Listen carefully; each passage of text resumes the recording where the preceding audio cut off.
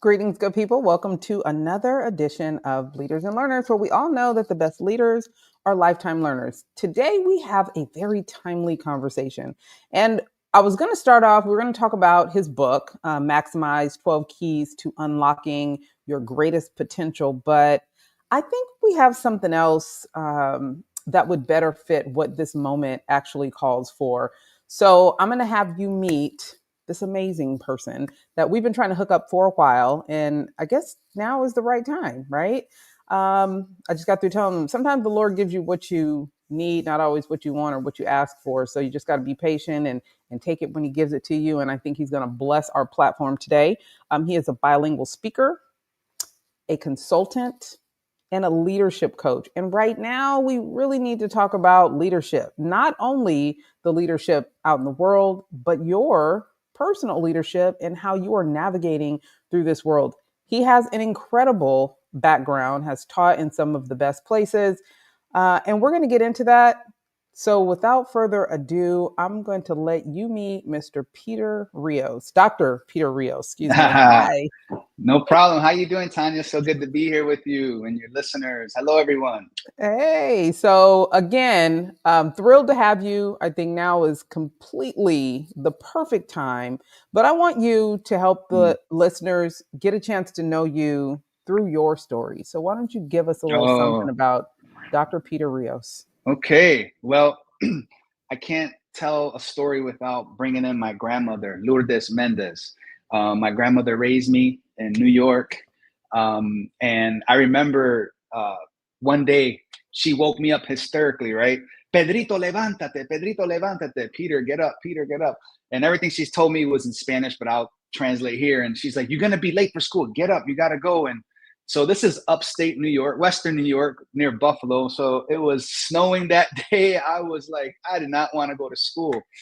And but she gave me a cafecito, a coffee. She's like, come on, get up, go. And so I just went to school, and I'm walking to school, and it's snowing bad. It's one of these, if you've been in New York and upstate, especially Western New York, you know what I'm talking about. The cold, it's real. The struggle is real, right? And I'm on my way to school, and I'm like, this is strange. I don't see any of the other kids I usually see when I'm walking. And I'm like, well, they're probably smarter than us. They probably stayed home, And so I get to across the street from the school, and I notice there's no crossing guards. And I'm like, what's going on here? And I'm like, this is strange, And so in the blizzard, I'm trying to get to the door, and I get to the door. I open the door of the school, and I get I walk in the hallway, and I shake off all the snow from my coat, my boots. And I just hear a man's voice. He says, hey, kid. And so I look up, and it seems to be the janitor. He had like a mop in his hand, and he's looking down at me. And I'm looking up, and I said, yeah. And he says, what are you doing? And I look up, and I respond. I'm like, I'm here for school. He's like, it's Saturday. I'm like, it's Saturday. I'm like, oh, I wasn't elementary school. It was like, I don't know, second grade or something. So I walk back home in that same storm, right? And I get home, and my grandmother is like, ay, bendito, oh my God, Dios mío, I'm so sorry. And, something you have to understand, my grandmother migrated from Puerto Rico at the age of like 15, and she only had an elementary level of education. She wanted to make sure that not only myself, my two younger cousins who she raised also would go further than her. And I bring that story up because this is the Leaders and Learners podcast. My grandmother was the first model of leadership that I saw. She was heavily invested in the community, in our church, right? She raised me in the faith and always told me to have faith, not just in God, but in yourself, right? To believe in what you could potentially do in this world. And so she was like so passionate and so like, you're going to go further than me. You're going to change this world. She sent me to school on Saturday, y'all. So Tanya, I'll start with that. But God, bless her, rest her soul. She passed away in 2023 in September, and still going through that, but very grateful of people like my grandmother. I know that many of you who are listening, you've had someone in your family or a mentor or someone you've looked up to that has marked your life, and she marked mine. And so that's what we're doing now. Like Tanya said in the introduction, I'm here trying to serve humanity, try to help people to flourish, organizations to thrive, bringing equity, justice to all that we do. And Yeah. So thank you for having me. Listen, I am fine. I think grandparents are the most underpraised people on the planet, and not everyone has had the opportunity to have grandparents. I was Hmm. blessed enough to have not only my grandparents, but my great grandparents. I have memories with my great grandparents, okay? And what I do know for sure is that, at least back then, all of those lessons that we learn from them, we still cherish to this day. How do you feel about this generation? Do you feel like they are taking the lessons of their elders or almost shunning it as if they know to do it better? What do you see? Yeah, that's a good question. I think it's probably a mixed bag, right? I mean, I think there's people who, in certain cultures, I think probably honor elders, generally speaking, a little more. Um, I think probably than North America. I think American culture is hyper individualized. I think Mm, with social media and the internet, we have like we have more connection than ever, yet we are more disconnected than ever. disconnected. So so I think that plays a role in it. But I think that there also is a younger generation who is hungry for mentorship, is hungry to like have somebody help them. And I think that what's unique about our time, right, in this season is that there's a mutual mentorship going on, right, with the whole notion of digital natives and um, what's it called?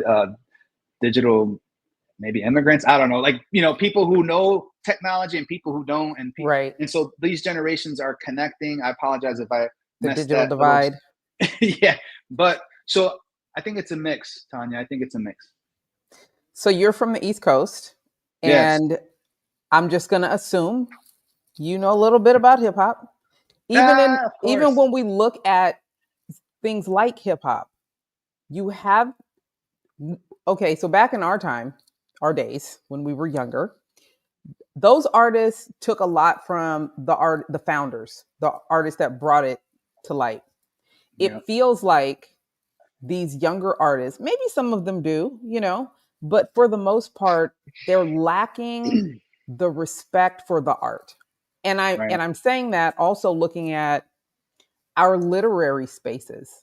Mm, Are there We have so much that is hidden in books, so much of our history. That one of the things I don't do is get all uptight about them trying to take our history, because we right. still read in this house. We still Right. have books, not electronically, but books. What are Physical we book. leaving behind with this digital world and this younger generation not having as much respect for elders in any space?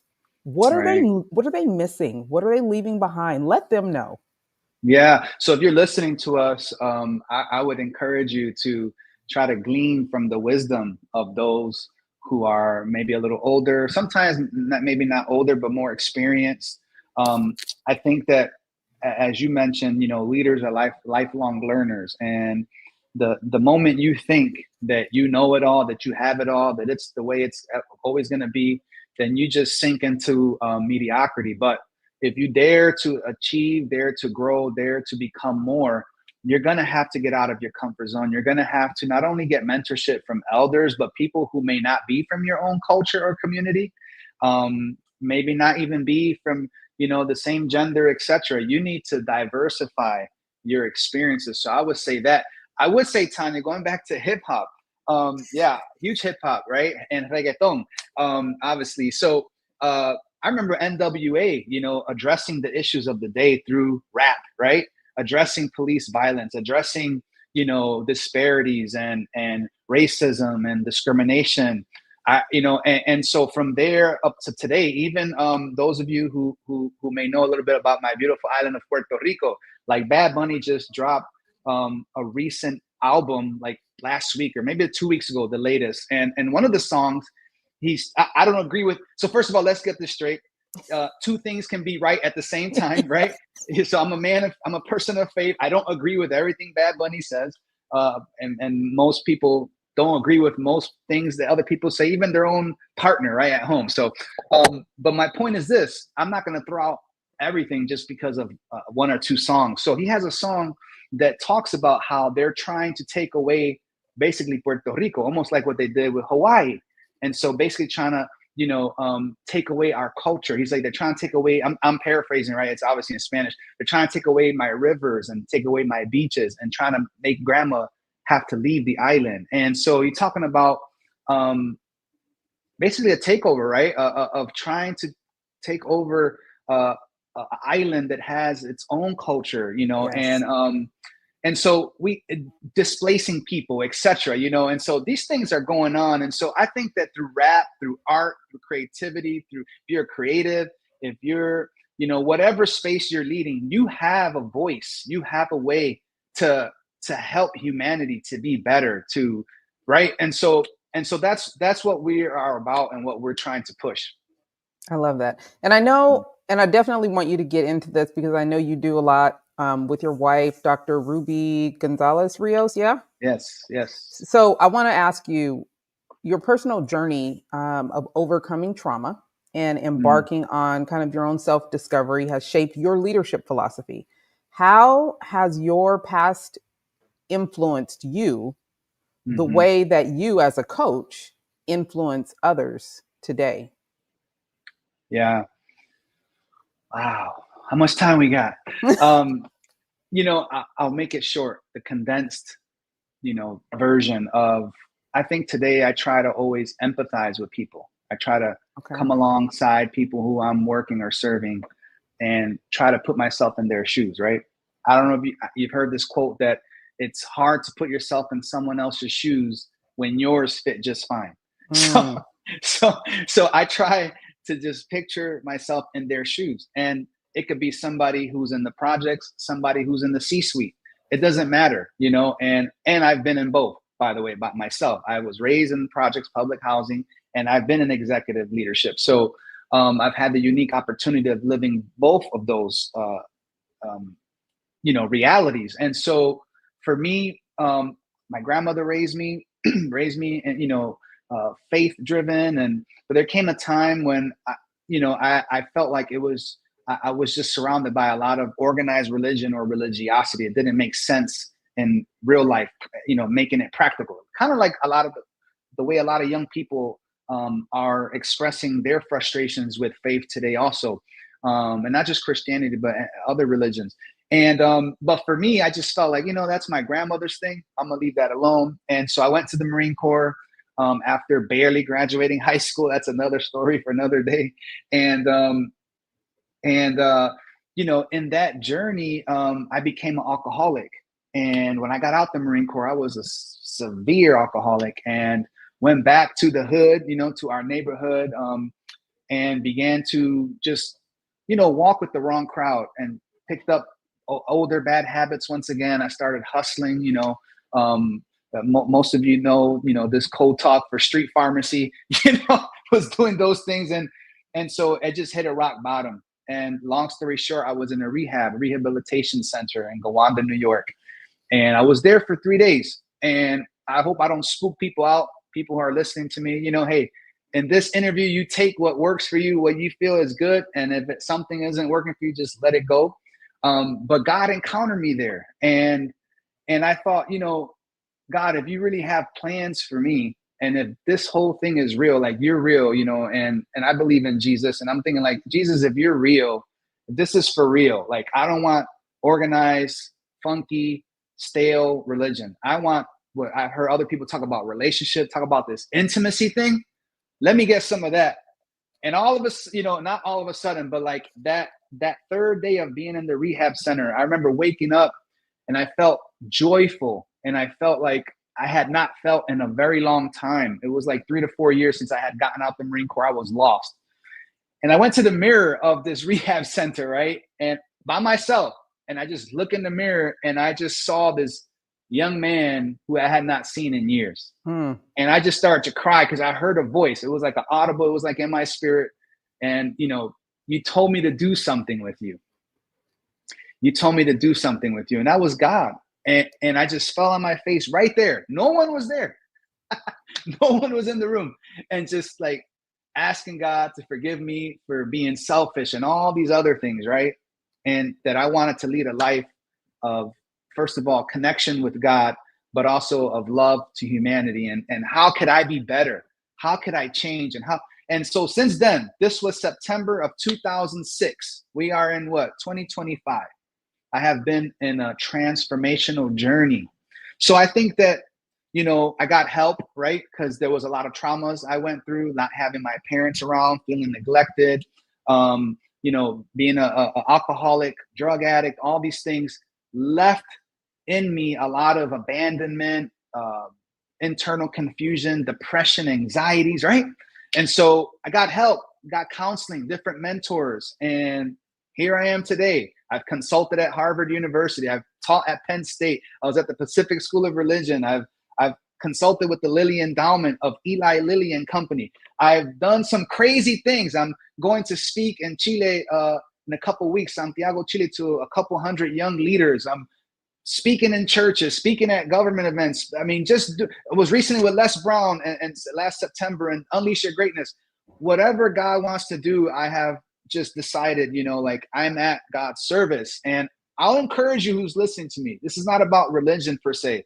It's about you finding your purpose, right? And I think the best way to find your purpose is first find your alignment with the divine, with that creator, that being that I call God. And from there, you can march forward and become your best version. I'm telling you, listen to what I'm saying. I'm telling you, I was knee deep in I'm ready to kill myself. I was suicidal at that rehab. And today, I thank God that I did not do that and that God encountered me. And, I'm married now. Our life's not perfect. Let me not say this is all utopia-ish. No, we got our struggles still, but I'd rather be here, Tanya, than back over there. So I'll share a story with you real quick. I was a gun violence survivor at the age of 5, Wow. sexually assaulted twice. I've had over 21 addresses by the time I was 18. And what I realized, I started getting into a lot of fights in college. Like, I actually don't know how I made it because I've had some physical altercations. I never started it, but what I realized, I just had a lot of rage in me. I Right. had a lot of rage. I was so unhappy. Everything triggered me to be my worst self. And one day I just sat with that and I was like, I do not like feeling like this. Wow. I hate this feeling. I do not like being, because, even when you've gone through trauma and you've had a lot of things happen in life, there's still moments in between where you're experiencing things like joy, laughter, Right. jubilee, Mm-hmm. friendship, love. Those things feel amazing. Anger, rage, violence. Right. Those things don't feel so good. And I just Mm-hmm. had a moment by myself where I was really honest about not liking how I felt. So, I basically made the decision to fix that. And it really had to do with me forgiving and letting go of the people and things that caused these traumas. So whether it's having a conversation to say, hey, we need to address this, or whatever, like finding resolution and moving forward, because I need to leave that stuff somewhere else. And I was literally like 20. I was in my early 20s. And I was like, I don't want to spend the rest of my life feeling like this ever. Like, not even randomly for short periods of times. It sucks. I don't like it. What was it for you that actually made you decide those habits that you had picked up, the lifestyle that you were living, you didn't want to do that anymore? That's a great question. So again, it goes back to, that old saying of being sick and tired of being sick and Sick and tired. tired. That's right. And there's truth to that. And also simply put, I hit a rock bottom and I was feeling like there was nothing to live for. So with that, with those intentions of like being, of taking my life, so to say, of thinking like, man, my grandmother raised me, and it wasn't perfect again, but it was a decent home, faith driven, hope, you need to do something amazing in your life, and I was served in the Marine Corps, and then I'm here now, like in this rehab, and I'm like, is this is it? Like, what are you thinking? What have you been doing? So it was like a combination of all those things. And but again, like I said, I can't keep God out of the equation. You know, it was like something within me. It was pushing me like, you can't give up. You can't give up. You got to keep going. And so, you know, through that encounter, again, through getting help, right? I think that's so important. A lot of black and brown communities, sometimes we're afraid to get help, especially men. Oh, I'm macho. No, you need to get help. Get help. You know what I'm saying? Like it's real, you know. And so sometimes we need someone who's been where we haven't been, where we would like to go, to show us the way. Sometimes we need someone who had trauma, but now they've been healed and they are, you know, moving and flowing, and they're manifesting themselves, right? You need somebody to help you to see what you can be. And so for me, that was key. And but yeah, if you find yourself in that moment right now where you're like, you know, just in desperation, you feel hopeless, just know you're not alone. That's one of the things that I feel like the enemy tries to do to people, to humanity, like isolate you. You're alone. Isolation. Yeah. You're the only one that's going through this. You know, why even? And it's like, no, you know, many of us have gone through that. Other people around the world right now are going through that. And so you just need to know that you're not alone, and there's help. First of all, help with God. Second of all, help with people. And you just need to align and get that help, and just make yourself, you know, expose yourself to people, to better, to greater. And so, yeah, that's something I talk about in my book, Maximize. I talk about mentors. I talk about, you know, getting exposure, right? I grew up in the projects. And so all I thought was like, oh, the life, the good life, right, Tanya, is like hustle, you know, get a car, you know, have some girls, stupid stuff. It's like, are you kidding me? That's not life, you know? And so it took somebody who, her name is Dr. Lila Denoya. She was the Upward Bound program director at SUNY Fredonia. She met me when I was in 10th grade. She came to my class. I'm like, who is this? Another person, another dream pusher trying to hustle us and sell us these dreams, right? I'm like, whatever. I was really bad in school. But she said something that got my attention. She's like, if you come to our program, you can stay on the college campus for the summer and we'll pay you. I said, oh, hold up. She's going to pay me? I'm like, let's go. And so, you know, walking and talking with her and then her staff, she really began to show me and challenge my thinking. Like, no, that's not the way life is. You can actually think of this. She showed us the University of Toronto campus. You know, we took a trip there. We took these trips, and I got exposed to people of color who were intellectual. I had never, like, I was like, oh my goodness, like that sister is bright. This brother is amazing. You know, and I'm like, I want to be like that. I want to, you know, I still want to be my authentic self, but I want to know what I'm talking about. I want to be able to influence and make a difference. And so you need a doctor to know you in your life. The person may not be a doctor, that's fine. You need somebody in your life that can help you, push you, that can see what's special about you, right? And help you to manifest. Kids aren't into religion like we used to be. I am religious. No, I'm spiritual. I'm not religious. I've had a hard time with churches in Southern California. Yep. They're so superficial. It drives me nuts. And I'm sorry for any pastor that sees this. I just haven't felt. I grew up in Emmanuel Baptist Church in San Jose. The church was about this big. And now it's a mega church. But literally, I got to watch the church grow over time, right? Wow. So they did my premarital counseling, and it's still my church home. I don't get to go often. When I go to the Bay, if it's a Sunday, I'm going, right? I haven't had that home feeling. I have not had I'm at home. I leave after service feeling like I'm equipped with what I need for the week. You know what I'm saying? Like there's a feeling when you find a church home. I haven't done that yet. All that being said, this younger generation is not very churchy. What are we going to do? How does that get fixed or not at all? Oh man. Again, how much time do we have? You know, so and then wait, hold on. And then I need you to address this because it's a new term. It's relatively new, but it's being explored by a few people. Church hurt. A lot of people have dealt with church hurt. Yeah, of course. So lean in. Yeah, church hurt. So I've been doctor hurt. I've been friendship hurt. I've been, you know, uh, business, you know, marketing hurt. But I still buy stuff. I still go to different doctors. I still, you know, I'm married now. Touche. Touche. So it's a decision, you know, that you're going to have to make. I've been church hurt for sure. And I've been on the other side of that. So I'm not minimizing that at all. It's a real thing. Right. And we have to address it. I think sometimes the church, what we try to do, and it's actually doesn't serve us well, is try to hide things that are not going well. Or, you know, for example, the Catholic arm of the church, you know, hiding that priests were, you know, have been doing, you know, child abuse and molestation, all of these things. It's like, you need to confront that, right? That's what Jesus says, confront that with the light and the truth. And so it's the same thing with church hurt and the Protestant side.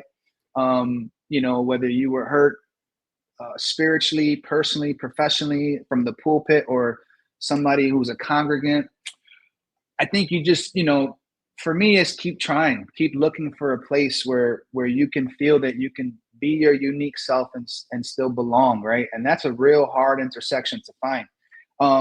For us, you know, currently we are. I live in Orlando, Florida right now, and it's only temporary. My spouse Ruby's in medical school, so she's finishing that, and so we'll be going somewhere for her clinicals. We don't know yet, but we're at a place right now, and you know, worship there when we can get there. But I think for us, what we have found has been trying small groups or even friendships that are people of faith, and really getting our nutrition like that. I think that obviously there's a power in congregating in a bigger body. I think that, you know, the purpose, in my opinion, of the church is to equip and strengthen people who come there, so that, like you said, during the week they have the energy, the motivation, the wisdom, the revelation to live a productive life, right? That brings honor to God and to society. But sometimes that gets lost. And so I don't know. I don't have an easy answer for that. But I would say for you and anyone else, keep searching, keep digging, keep looking. Because, you know, my favorite teacher said, you know, ask and you shall receive, knock and you shall find, right? And so I think that still rings true. And I have written about that too, of like, you know, I'm knocking, and like my hands are tired. Well, start knocking with your head. Don't give up. Right? I love it. I At love the it. end of the day, sometimes that has encouraged people to start something new or different. So I'm not telling you to go start a congregation or a church, but, you know, maybe you want to start a small group with people who think like you. Let me finish with this though, about the young people. I think it's, in some ways, and this is going to be like, oh, what? Because some people only think black and white, right? Here or there. There's never no gray or in between. Like I mentioned earlier, two things could coexist. Two things could be right at the same time. I think that the younger people who are not okay with religion and church like the way it is today actually is helping us in some ways. Like you think of COVID-19 was horrible and is horrible. Many people passed, but COVID also really stirred things up, not only for churches, but for universities, for different organizations, right? People to do remote work, created more accessibility for maybe people with diverse abilities or disabilities, more online education. I think that it made churches now rethink, because people are like, hold on, I live in California, but I actually like a preacher in Texas. I want to hear her better. So I think you need to be creative these days. I also think that the younger generation and group need to be incorporated in the leadership of the church. You know what I'm saying? I remember growing up, Tanya, and like we were like little kids, and they would put one of us to preach once in a while and speak, you know, or have a part or sing or testify. Little kids, you know, and so that made you feel responsible and a part of the church, not just a consumer of it. You are actually producing with it. And so I think that can change. And so, you know, hey, like the good teacher said himself, oh, new wine cannot be put in old wineskins. So we need to change our wineskins. And the new wine that the Spirit of God is trying to pour out today is not going to be okay or conform in these old church traditions. We need to rethink, reevaluate, renew. And I think that the church continues to evolve, right? People don't talk about that. Like, oh, the Protestant Reformation. Okay, that was 1500s, 1600s, but the church continues to evolve. Maybe not your church. Maybe your church is super traditional, but there are other segments of the church, right, Yeah. that continue to evolve, continue to grow, continue to be in conversation with society. And I think that that's all important. I could go on and on that topic, so I'm going to just stop because you're talking to an old seminary professor here. Is like, I can keep going with that. I mean, it's, in all honesty, it's I won't even say it's upsetting. Looking at our national political platform, which Mm, is actually overhyped in the media these days, uh, I can see where young people would say, if you're teaching me that this is the Bible and this is what God believes, but our leadership is showing us that godliness looks like that, it's really easy for them to be like, get that out of here. Like, you telling me one thing, they showing me something else. This ain't making no sense. Like, I'm gonna go over right. here and just do my thing. I can see that. And we are continuously, as a country, providing hypocrisy in leadership. So I see that. And Yeah. I don't get upset with that. Yeah. I have to do my part, obviously, with mine, but there's a large part of our society, our culture, that does not do their part. And now they're leaving social media and the TV to raise their children. So if what you see, if I'm telling you one thing, but what you see, because you spend so much time seeing and getting Mm-hmm. messages, and the messages are contrary to what I'm being taught in my house, I can see how they'll be like, what are we talking about right now?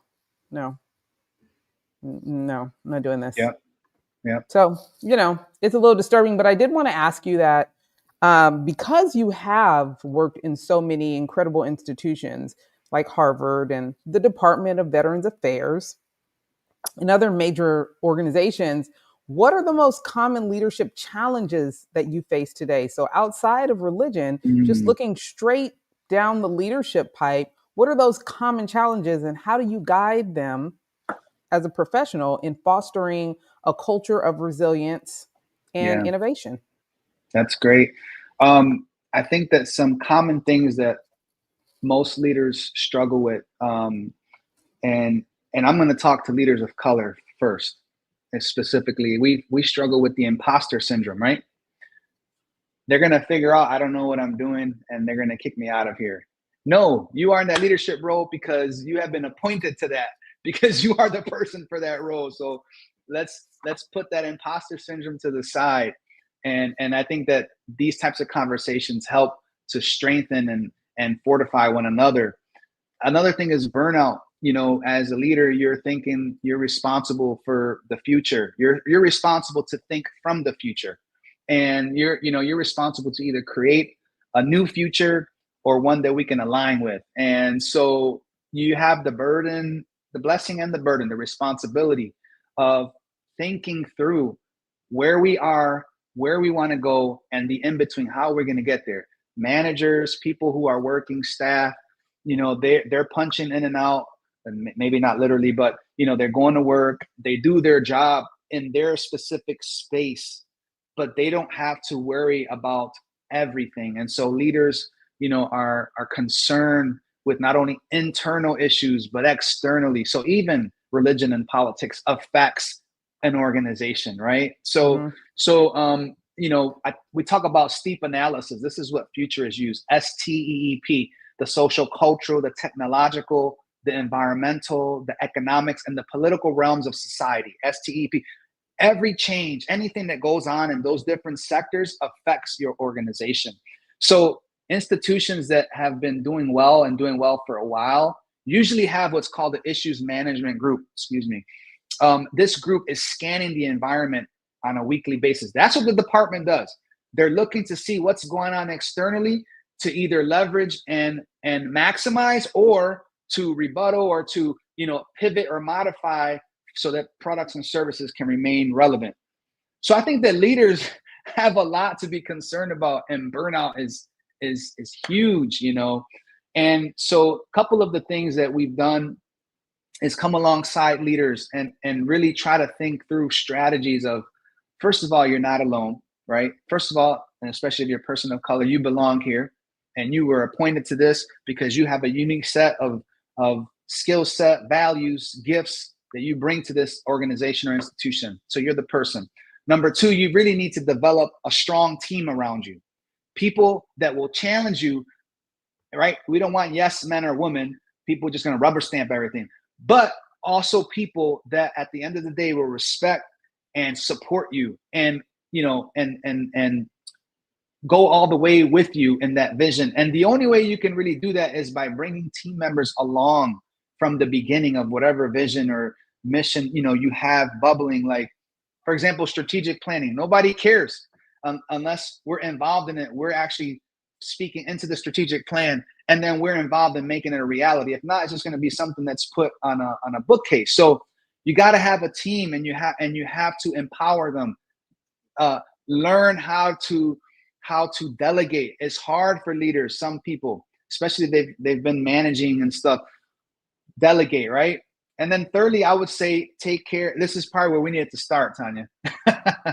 And it's about your well-being, right? If you're not well, if you're sick, whatever sick may be, whether it's physically, emotionally, you're going to be toxic, not only to yourself, but to those around you. So I think that when I work with leaders, and you could probably speak to this, I know you work with so many amazing people. How are you? Right? That, like, how are you really? How are you? Like, don't try to fake the fun. Authenticity. How are you? Be transparent. We go through the wheel of life or whatever just to get a conversation going, but how are you doing in these areas personally, spiritually, emotionally, professionally? What are you struggling with? And so strengthening those areas, the leader will feel secure. They will feel that they are confident because they have a good hand on their lives, and people see that. You will bring that aura to work.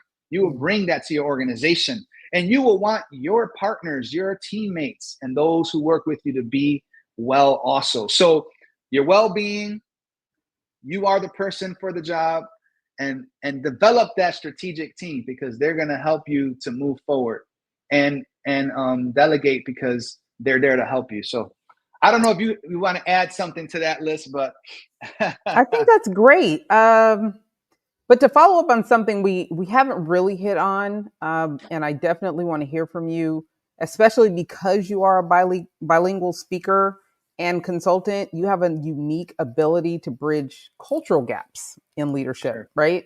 Especially in a time where they're trying to blend all the cultures and make them one. Yeah, But we're going to be colorblind now, automatically. Today, I, from this day forward, I we're can't colorblind. do That's it. this. So, how does language and cultural Oh my God. competency impact leadership and effectiveness? And what steps should leaders take to build more inclusivity and Yeah. diversity in their organization while people are trying to take away inclusion and diversity programs? Yeah. Yeah. Oh my goodness. I'm sorry. This is great. This is good. I'm just thinking, with you, I'm like, yeah, from this day forward, we're going to be colorblind. Everything's going to be meritocracy. No, come on. Like, honestly, we're different. You and I right here in this call, we're different. We're Like you said, different. I don't know if you speak any other languages, but, I speak Un Spanish. poquito, un poquito. Un poquito, pues, mira. So, but there's differences. You grew up in California. I grew up in New York, so there's some differences, and I think that leaders need to recognize that difference isn't scary. Difference isn't the enemy, right? Like, difference is amazing. Like, I don't want to be like you. Like, your fingerprints are unique to you.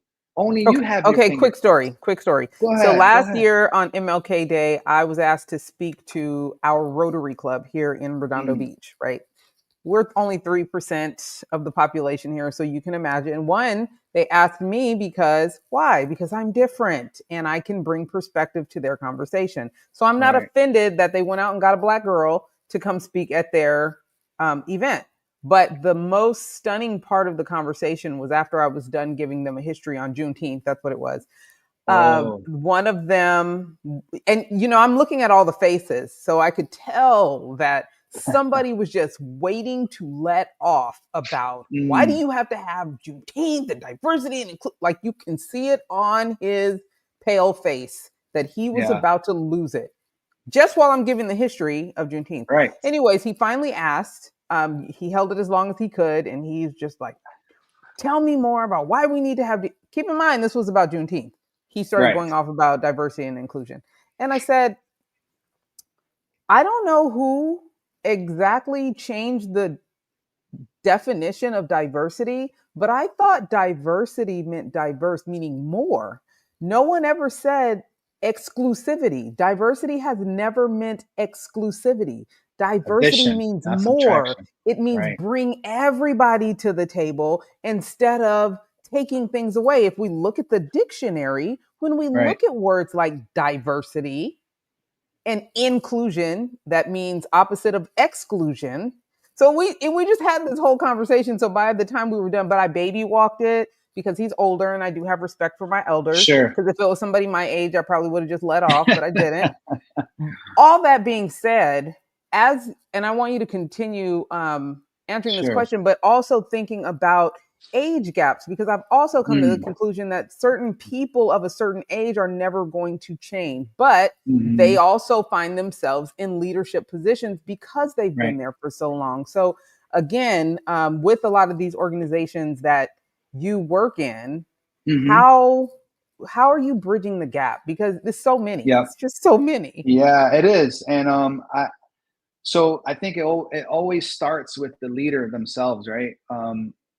And let's face it, if the leader of an organization is not wanting to create an equitable and just organization, if they do not care for their staff, their people to feel that they belong, if they don't see the importance, the business case, the human case, whatever case, like you said, of diversity, of the addition of bringing all people, then it'll be really difficult to convince or to help the organization move in that inclusive, equitable space or journey. So I think at first it's helping the leader to understand that. Usually when I'm called in, it's because, so for example, I've worked with white executives, and they're like, listen, I really would like to do this DEI stuff or do inclusion stuff, but I don't know where to start, and I actually don't feel safe in these conversations. Okay, cool, we can work with that, because now you're being honest, transparent, right? you're Yep. you're being authentic. And so let's start with where you at, like what are your biases, what are your weaknesses and strengths, and then move from there. And so going back to what you said, though, it's so interesting, because why wouldn't you want um, a diversity of people, right? So first of all, you have people, and this is known, research tells us that the majority of people with disabilities don't even report it to their employer, because they Mm-hmm. don't want to be discriminated further. So that means that we have disabled folks working even harder, twice as hard at times, right? Yep. We talk about people of color having to work twice as hard to be considered half as good.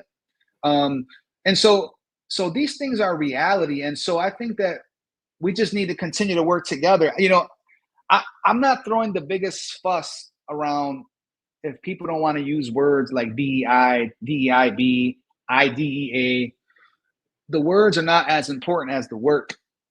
How can we create, if you want to call it organizational excellence, I don't care. But how can we make sure that every person who's serving in your organization is able to bring their whole selves, able to contribute? And by the way, why wouldn't you want them to do that? That's why you hired them for it. You have people with difference, like language, like culture, gender, their identity, all of these intersections. You need to maximize that, because the world is not, let me give news, breaking news. Hold up. This is breaking news. We're going to make a little clip out of this. This is breaking news, Tanya. We're never going to go back to the world that we used to be, where it was just the No. privilege of a few. No, it's, this world is globalized. We're interconnected, so right now we're doing this podcast. I'm in Orlando, you're in California. People are going to hear all over the world. We're never going to go back to just a majority culture, having unearned privilege, power, and profit. That's not going to be like that. You can keep But it fighting ain't it. going to keep them from fighting for it. Well, of course. And that's why people like you and me and anyone else, allies included, need to continue to push for what we know is right, right? And people have died for this. Let me remind our listeners, people have died for this. Martin Luther King died for you and me to be able to vote and go, Cesar Chavez, right? He fought the good fight. Dolores. I mean, you go on and on and on. People who have put their lives. So it's not going to be easy. It has never been easy. So this is our fight. This is our time.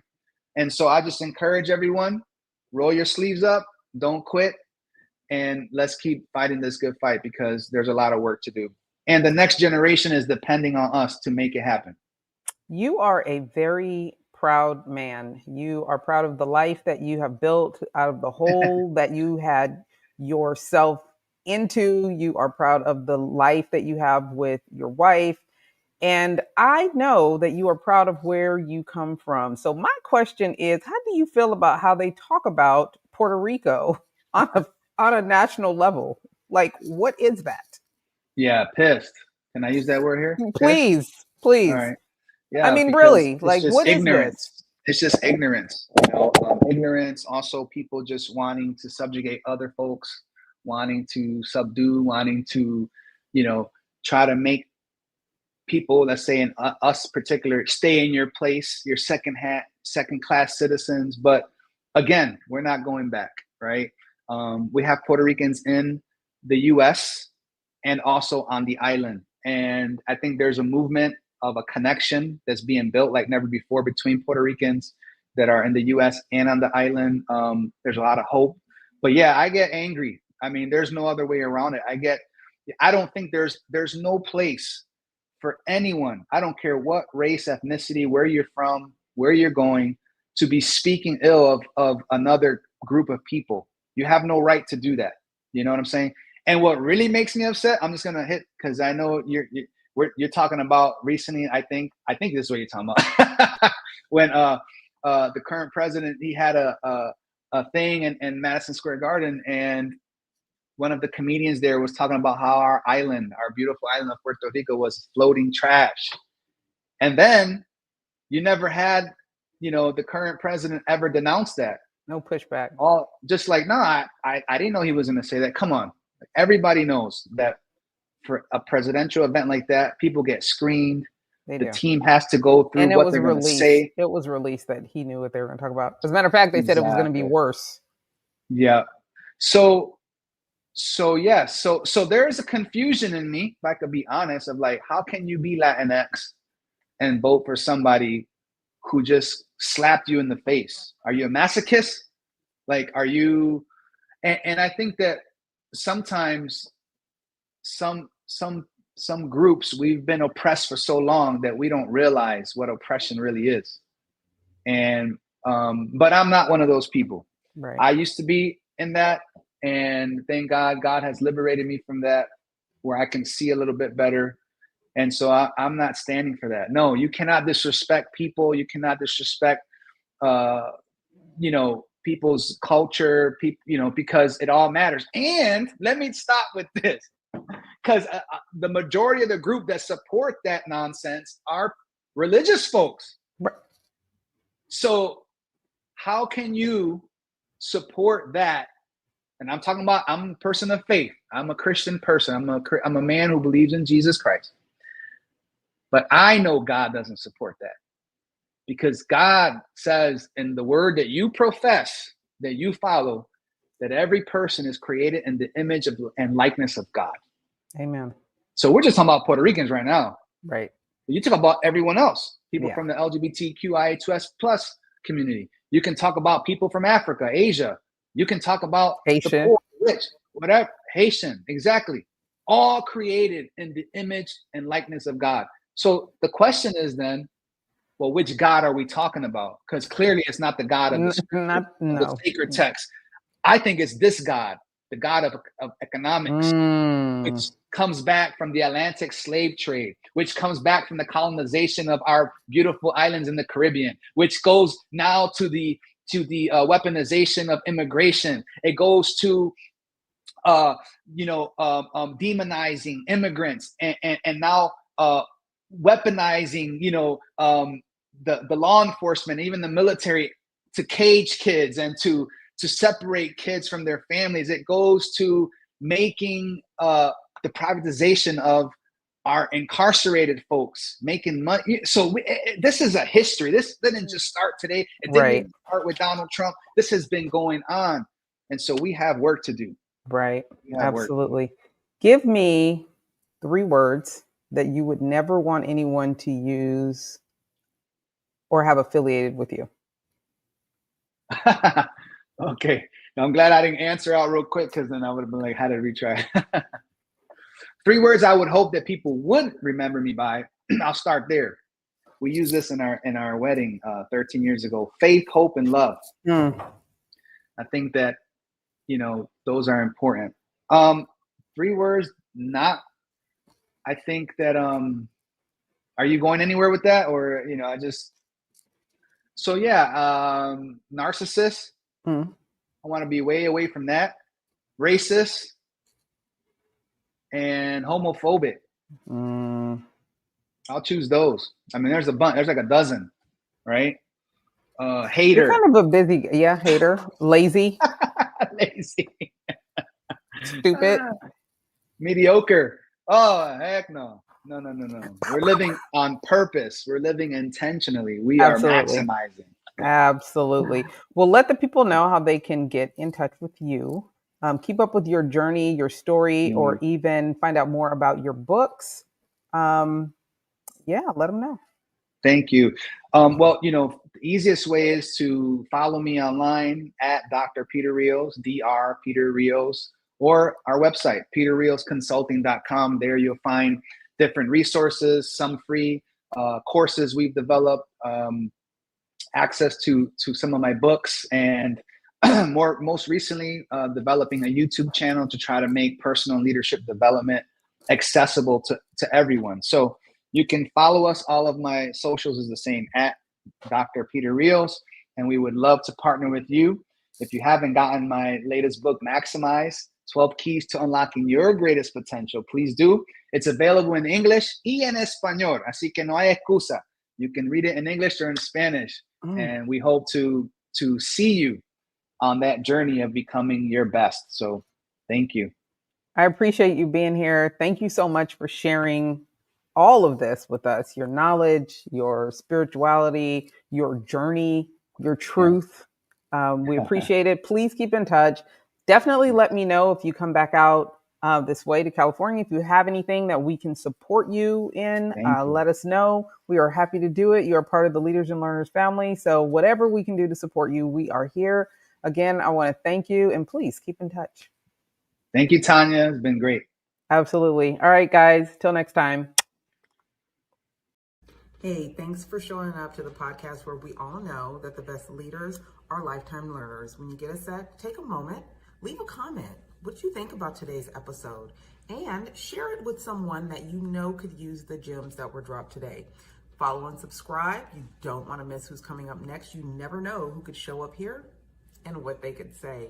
For your professional needs, marketing, PR, communications, and leadership, make sure you follow us on all social media platforms at Sand and Shores, or hit us up at sandandshores.com.